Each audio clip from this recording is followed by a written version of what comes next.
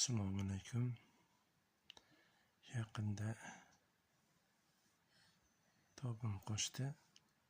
Insult bo'ldimman. Chiroyli qarashda farzandlar, kichkinalari olib yotdilar.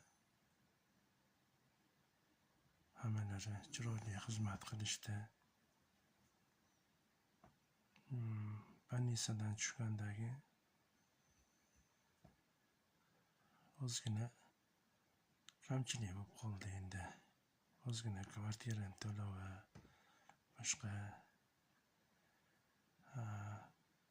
Fathulloh o'g'limga aytsam, ukalari Fayzullohon bilan 2 million kartamga tushirib qo'yishibdi.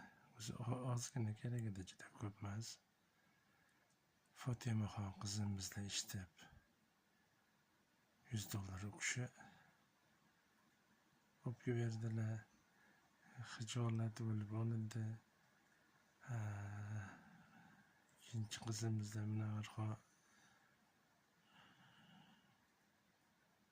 kuyovimiz o'zlariga to'q $1000 berishibdi. Pulga ko'mib qo'yishdi. Mayli, yaxshiliklarni qaytaray.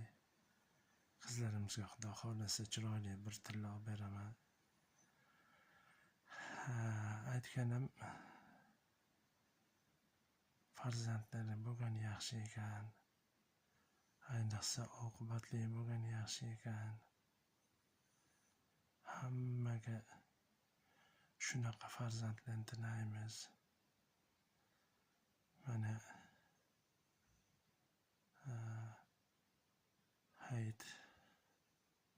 hayitga yaqin arafada turibmiz.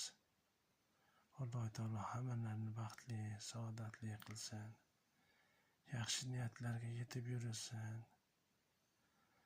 Bizni qo'limizdan kelgani endi duo qilish. Farzandlari ham chiroyli ota-onaga xizmat qiladigan farzandlardan bo'lishsin. Barcha mo'min-mo'minlarga shunaqa farzandlarni tilaymiz. Tanajonlari sog' bo'lsin. Ishlar rivojini bersin, omadlarini bersin. Shunaqa.